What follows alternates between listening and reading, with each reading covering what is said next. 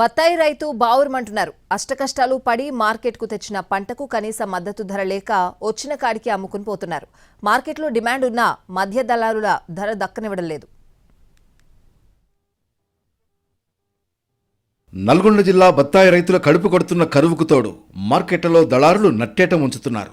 కరువును ఎదుర్కొని పంట పండించినా దిగుబడికి తగిన మద్దతు ధర రాకపోవడంతో రైతులు తీవ్ర ఆవేదనకు గురవుతున్నారు. సహజంగా పంట ఉత్పత్తి దిగుబడి తగ్గినప్పుడు మార్కెట్లో డిమాండ్ పెరిగి రైతుకు మంచి మద్దతు ధర లభిస్తుంది. కానీ ప్రస్తుతం బత్తాయి రైతుల పరిస్థితి దయనీయంగా తయారైంది. గత ఏడాదితో పోలిస్తే వాతావరణ పరిస్థితుల కారణంగా 50% దిగుబడి తక్కువగా వచ్చినా డిమాండ్కు తగిన సప్లై లేకపోవడంతో పెరగాల్సిన ధర సగానికి పడిపోవడం బత్తాయి రైతుల్ని ఆందోళనకు గురిచేస్తోంది. రైతులు కొన్నిసారి ఇదే టైంకి 25,000, 30,000 నడిచేది ఇప్పుడు 17,000, 18,000 నడుస్తుంది.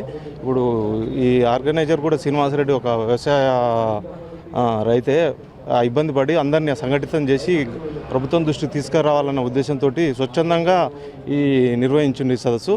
అదేవిధంగా వ్యవసాయ గవర్నమెంట్ పరంగా చూసినట్లయితే అన్ని సబ్సిడీలు అందించాలి. డ్రిప్ కానీ వ్యవసాయ పరికరాలు కానీ.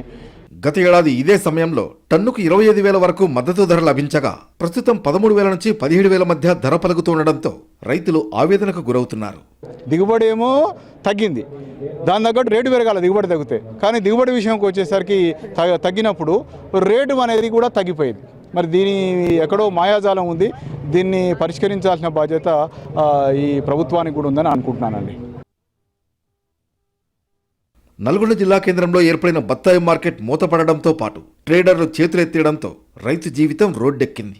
ఢిల్లీ, రాజస్థాన్, కర్ణాటక, గుజరాత్, మహారాష్ట్రలలో బత్తాయికి అధిక ధర పలుకుతున్న తెలంగాణ మార్కెట్లో రైతుకు నిరాశ మిగులుతోందని ఆవేదన వ్యక్తం చేస్తున్నారు రైతులు.